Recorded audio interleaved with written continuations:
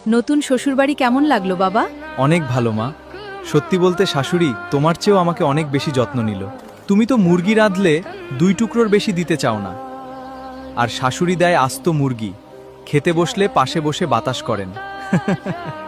ও, 2 দিন বিয়ে করেই মায়ের থেকে শাশুড়ি ভালো হয়ে গেল। ঠিক আছে, তাহলে এক কাজ কর বাবা, তুই আজ আবার শ্বশুরবাড়ি চলে যা। ঠিক 1 মাস পর পর বাড়ি ফিরবি, এর একদিন আগেও না।